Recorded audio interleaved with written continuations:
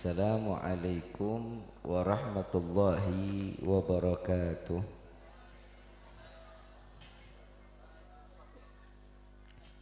Yang sama kita muliakan dan kita hormati para alim ulama, para kiai, para kesepuhan yang selalu kita harapkan doa serta keberkahannya. Ya insyaallah mudah-mudahan Allah panjangkan umur, sehat walafiat, diberkahkan kehidupannya fid dini wa dunya wal akhirah.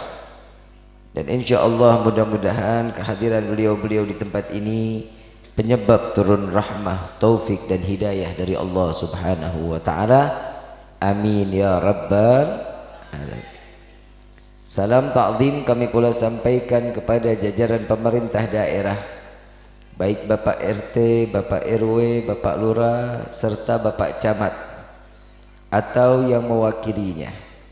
Ya insyaallah mudah-mudahan Allah panjangkan umur, sehat wal afiat, diberkahkan kehidupannya fid dini wa dunya wal akhirah, dan insyaallah mudah-mudahan jabatannya di dunia ini penambah nilai Allah.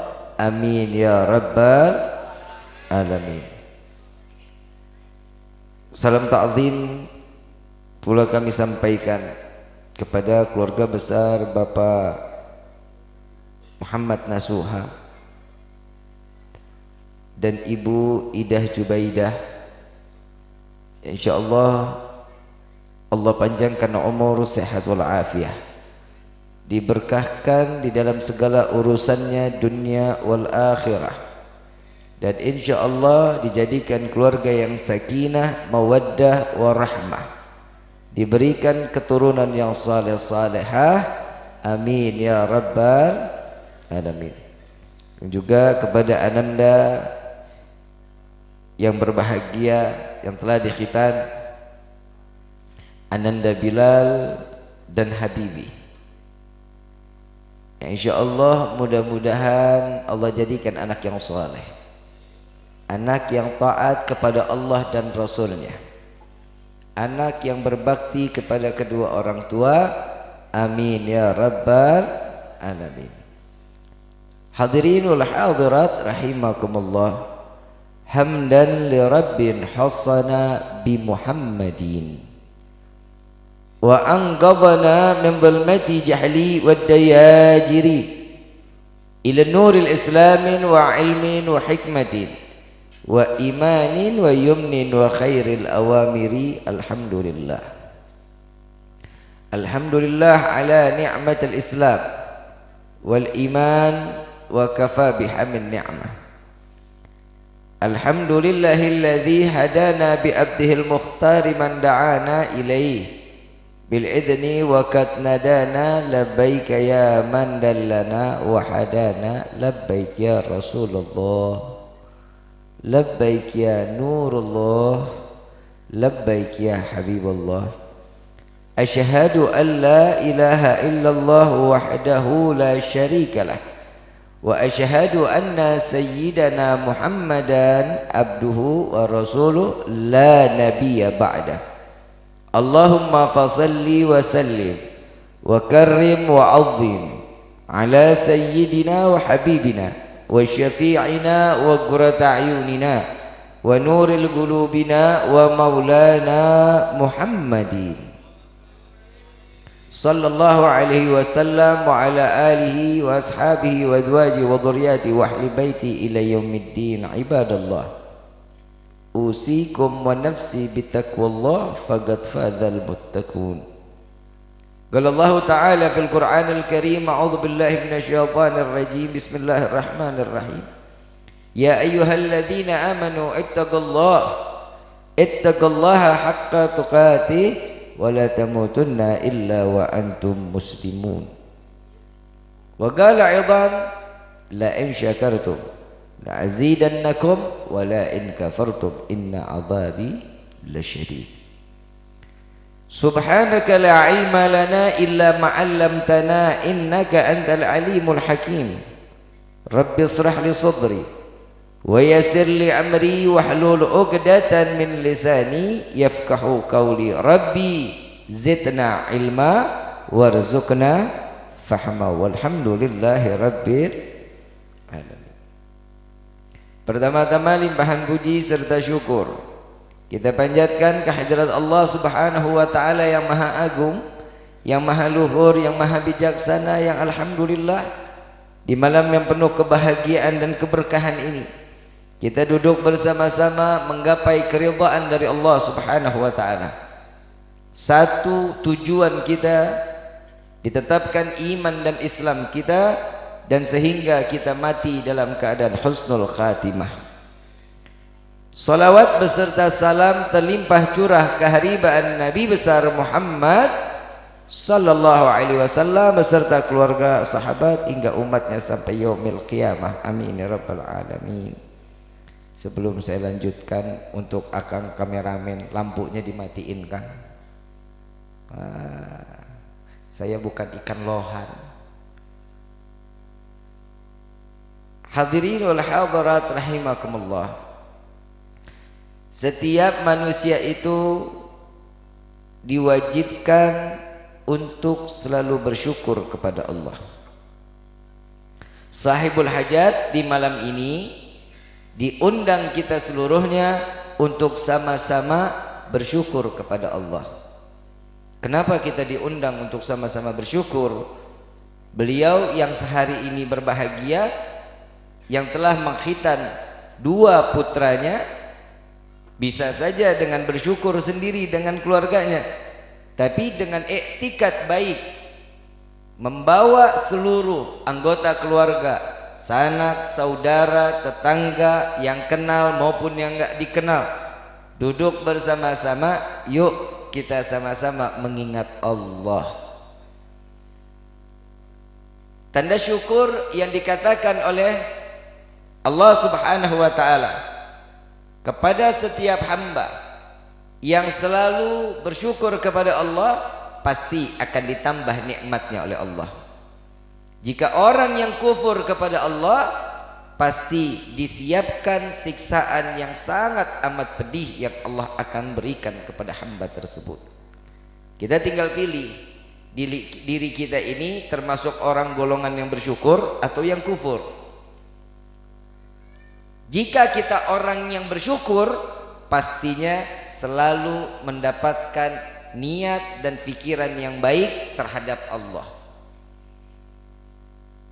Orang yang kufur mendapatkan sedikit ngeluh, mendapatkan banyak tamak, serakah.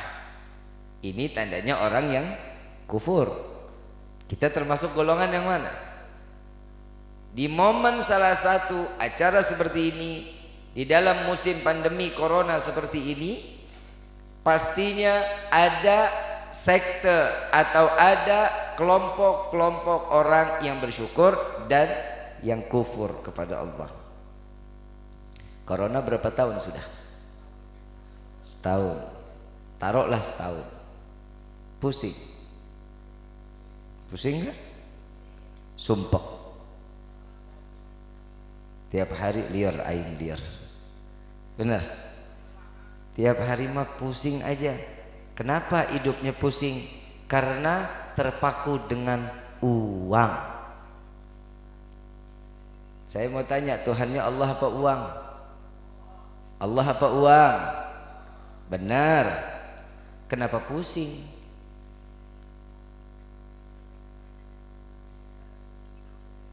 Cara kan Nabi udah ngajarin.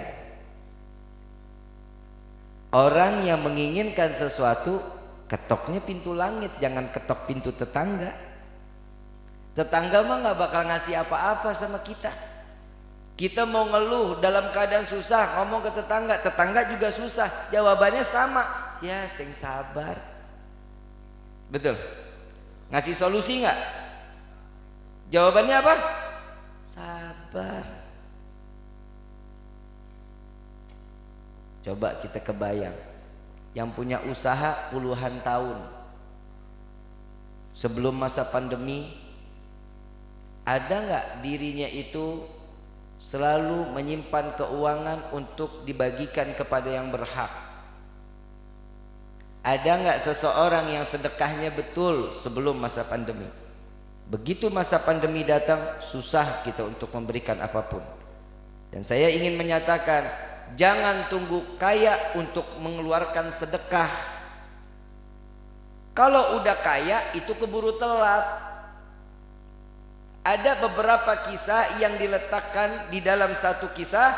Ada seorang manusia yang hidupnya nggak mampu. Dia ngumpulin uang, hidupnya ini ngesol sepatu, tahu sol kan? Ngesol sepatu tahu ya? Ngesol sepatu, upahnya berapa dikumpulin dengan niat dia ingin melaksanakan haji. Begitu sampai di bulan hajinya dia ingin berangkat haji, tetangganya betul-betul menginginkan tapi umurnya sudah cukup tua. Ini tetangga memberikan hasilnya jeripaya selama 1 tahun, dikirimkan kepada tetangganya, tetangganya disuruh berangkat. Hidupnya susah, berangkat haji kepengen sekali, tapi diberikan hartanya kepada sahabat tetangganya tersebut agar tetangganya yang melaksanakan haji. Apa kata Nabi SAW? Sesungguhnya apa yang dilakukan orang tersebut telah membawa satu pahala bagi seluruh kampung, mendapatkan pahala haji yang diterima. Satu orang yang melaksanakan, satu kampung mendapatkan pahala haji. Kita gimana? Saya mau tanya, kita punya duit nih, di kantong sebelah kanan 100.000, kantong sebelah kiri 50.000, kantong atas 2.000. Yang kita sedekahin yang mana? Pelit loh. Yang mana?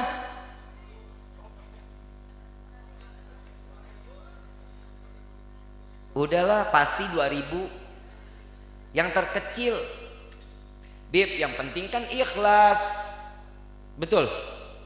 Lah sekarang logika aja. Ada yang nyaut lagi, Habib, sedekah ikhlas itu kan sama aja kita lagi sedang membangun rumah di dalam sorga. Pak Ul, dengar. Tahu Pak Ul? Dengerin baik-baik. Bapak ke material, ibu ke material.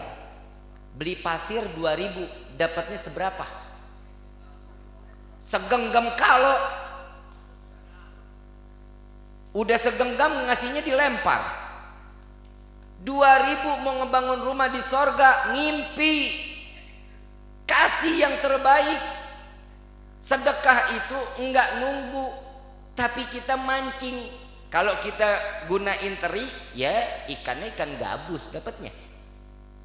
Kalau kita mancing, umpannya teri. Tapi kalau kita umpannya kakap, dapatnya apa tuh? Hiu. Kalau kita umpan hiu, paus kita dapat. Jadi tergantung pancingan rezeki kita yang mana yang kita jadikan pancingan. Kalau udah ngomongin uang kayaknya agak sensitif. Kenapa? Karena orang ini sekarang mati-matian cari uang. Betul ya? Enggak Bib, saya mah enggak mati-matian cari uang. Tapi kalau nggak punya uang berasa pengen mati Bib. Manusia itu kan dijengkalin sama Allah tuh sudah pasti segini, nggak bakal bisa lebih. Tugasnya manusia itu ibadah, gak diwajibin nyari uang. Uang itu bakal datang, yang penting ibadah, minta tawakal, ikhtiarnya jalanin. Jangan kita udah gelar sejadah, sholat tapi cicing wae di rumah. Duit mana yang mau nyamperin? Minimal silaturahmi antara satu dengan yang lain. Nabi SAW mengatakan, jika orang menjalankan silaturahmi, yang pertama, orang yang silaturahmi yang pertama umurnya akan dipanjangkan oleh Allah Subhanahu wa taala. Orang yang bersilaturahmi yang kedua akan diberkahkan rezekinya. Yang ketiga, orang yang bersilaturahmi mati pasti dalam keadaan husnul khatimah. Silaturahmi aja kita susah. Sama orang tua telepon doang dah. Bib, rumah saya orang tua saya jauh, telepon, ambil teleponnya.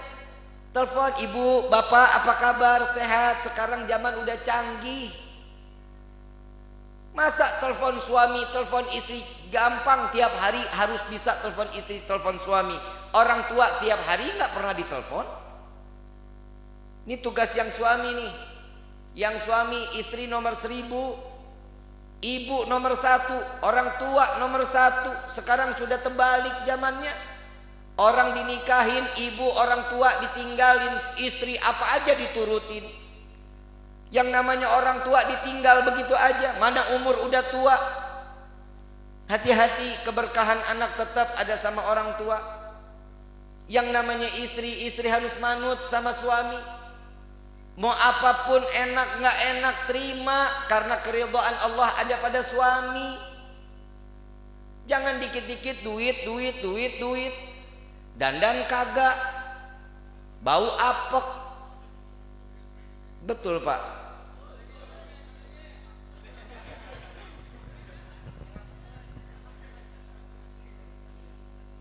Bu, dandan nggak? Kapan? Kondangan. Ibu, saya punya istri umur 23 tahun. Umur istri saya umur 23 tahun, saya umur 36 tahun. Tiap hari istri saya dandan, mau tidur aja wajib pakai lipstik, Bu. Kenapa? Yang namanya kebahagiaan suami, istri. Lelahnya bisa hilang kalau ngelihat istri. Udah capek keluar dari rumah, masuk ke dalam rumah ngelihat rambut dicepol, mana bau apek, nggak ada dandanannya. Bib, saya udah umur 50, apalagi umur 50 rentan suami bisa kawin lagi. Kebayang kita kalau seandainya, coba nih suami saya mau tanya, Pak, Bapak lebih senang ngelihat ibu di rumah dandan apa apek? Ibu nyaut, Pak, dandan si dandan, duit buat dandannya dikasih dong. Betul Bu, betul Pak, karena cantik itu butuh modal, Pak. Betul Bu? Senang deh lo, senang. Cantik itu butuh modal, Pak. Kodratnya perempuan itu matre, Pak. Betul nggak Bu? Kalau ada yang bilang perempuan itu matre, nggak terima, berarti ada gangguan jiwa. Perempuan itu matre, carinya yang mahal. Tapi buat siapa? Suami, bukan buat kondangan mulu. Suami juga tiap hari beliin lipstik, beliin bedak. Kalau habisnya cuma buat kondangan, suami juga yang pakai akhirnya.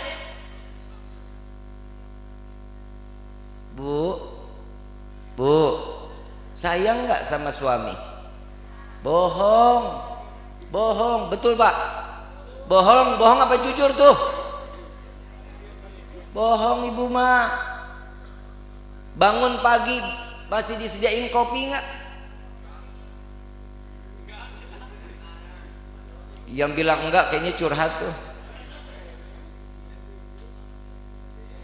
Bagaimana urusan orang tua, begitulah anak-anaknya. Kalau suami istrinya nggak baik, anak pasti nggak bakal baik. Ngelihat anak doyan senang banget pakai handphone, suka dikit-dikit main handphone, dikit-dikit minta handphone, dikit-dikit minta kuota, mau nonton YouTube. Ini ulah siapa sih? Orang tua. Jangan salahin anak. Anak itu kalau nggak disuguhin nggak bakal dimakan. Pak, woi, periksa handphone anak, Pak. Cicing wae. Udah Bib, yang penting bisa dihubungin, bisa ditelepon. Apalagi punya anak perempuan, hati-hati. Bu, periksa handphone anak Bu. Lihat ada aplikasi TikTok nggak? Kalau ada aplikasi TikTok berarti sudah yakin anak ibu dan bapak sudah pasti gila. Pasti ada gangguan jiwa. Kenapa? Nah, joget-joget depan kamera. Betul nggak? Berarti apa dia? Gila. Jangan. Hati-hati. Bu, Bu, tugas madrasah pertama di dalam keluarga buat anak itu kan seorang ibu, Bu. Sadar nggak? Sadar nggak? Bapak kan keluar cari rezeki, ibu di luar ngurusin anak, betul? Betul nggak? Sekarang kan kita pernah gila, Bu, karena anak. Masa kita dibikin tambah gila karena anak gara-gara handphone? Bib, kapan saya pernah gila, Bib, karena anak? Ya, yuk kita ngomong baik-baik nih. Dengerin nih, dengerin baik-baik, bener-bener. Saya mau tanya, saat ibu mau nyuapin anak, kalau dulu kita disuapin anak tuh dikeluarin sepeda, Pak. Mau makan, mau, tapi main sepeda, betul ya? Dikeluarin sepeda, ibu bawa piring, isinya sop, kadang ada kecap sama telur. Anak mah apaan aja juga mangap aja. Ini kegilaan pertama yang namanya orang tua. Begitu ini anak lagi naik sepeda, ngenjot. Nah, sini nak, ini pesawat mau masuk goa. Pesawat mananya? Ngeng. Iya pesawat masuk. Sejak kapan pesawat bunyinya ngeng? Itu kegilaan pertama. Kegilaan kedua, ibu berasa punya anak belum bisa ngomong, giginya masih ompong. Ajak dia mandi. Pasti main-main di dalam air, betul nggak? Ciplak-ciplak air, betul? Sambil nyanyi kan ibu? Sambil nyanyi nggak? Sambil nyanyiin anak sambil mandi, iya. Bebek mandi di pakai sabun. Kebayang nggak, Bu? Nggak PA kita. Anak mandinya di bak dibilang di kali. Lagi juga sejak kapan, Pak, bebek mandi pakai sabun? Betul? Gila nggak? Kedua gilanya, anak selesai dimandiin taruh di atas kasur, habis diandukin mau dipakai minyak telon, betul? Habis diandukin ini anak tangannya goyang-goyang, kakinya goyang-goyang, senyum aja tuh anak, ketawa aja. Seneng nggak ibu bapak ngelihat begitu? Seneng, bukan main. Masih ada nyanyiannya tuh, Bu, Pak. Tapi nggak tahu siapa album siapa, penyanyi pertama siapa nggak tahu. Nang ning ning nang, nang ning ning nang. Gila nggak? Siapa nyanyi? Yang nyanyi siapa coba? Album siapa? Ini lagu? Itu masih ada terusannya, Pak, Bu. Masih ada terusannya. Nang ning ning nang. Anak siapa? Anak siapa? Yang mandiin ibu, yang minyakin ibu, yang sisirin ibu, ditanya anak siapa? Anak siapa? Kan PA. Gila nggak? Gila lu kita karena anak. Kalau sampai gede ini anak tetap aja bikin gila orang tua. Ya Allah, luar biasa, Bu, Pak, deketin anak sama Allah. Deketin. Rugi kita, Pak. Anak itu titipan. Bagaimana orang dititipin, amanah atau enggak? Karena apa? Pertanggungjawaban kita kelak nanti di yaumil qiyamah. Anak itu fitnah, Pak. Anak itu fitnah, istri fitnah, suami fitnah, ipar fitnah, mertua fitnah. Coba saya mau tanya, Bapak kalau tinggal di rumah mertua betah apa enggak? Betah enggak, Pak? Gak bakal betah. Kenapa? Bangun harus lebih subuh dari mertua. Ibu, betah nggak tinggal di rumah mertua? Enggak, Beb. Kita nggak nyapu kurang bersih dikit, habis kita diomelin, habis kita diomongin, betul? Padahal kita nggak ngelihat itu ada kotoran. Fitnah nggak? Fitnah. Anak zaman sekarang, Bu, Pak, kalau nggak pinter-pinter, makanya kita dititipi di madrasah anak-anak kita. Kenapa? Biar kita tuh selamat dunia, selamat akhirat. Syukur-syukur ini anak dititipin ke pesantren. Tapi tolong, Bu, Pak, jangan bilang kalau anak udah bandel, jangan bandel-bandel, ntar saya pesantrenin. Kesannya pesantren ini tempat penitipan anak nakal. Ini pesantren ini tempat Bapak pengen selamat dunia, selamat akhirat, pesantren tempatnya. Kalau mau nitipin anak-anak bandel tuh di Tangerang. Tangerang ada mes untuk anak-anak bandel, ada, bukan pondok pesantren. Ada satu kisah di mana saat di mana zaman Nabi sallallahu alaihi wasallam. Nabi sallallahu alaihi wasallam dalam keadaan sakratul maut saat itu. Dalam keadaan sebentar lagi akan meninggal dunia. Ada satu sahabat istrinya mau melahirkan. Didatengin, istrimu sudah pembukaan. Enggak didengerin. Ini suami enggak mau ninggalin Nabi. Kenapa? Karena ini yang terakhir, detik-detik terakhir Nabi wafat. Setelah dia sampai di rumah, ini sahabat Nabi meninggal dunia. Sahabat pulang ke rumah, ngelihat istrinya sudah melahirkan. Ditanya, aku mendengar tadi istriku telah melahirkan. Iya, anaknya laki-laki apa perempuan? Laki-laki. Beri nama dia Muhammad.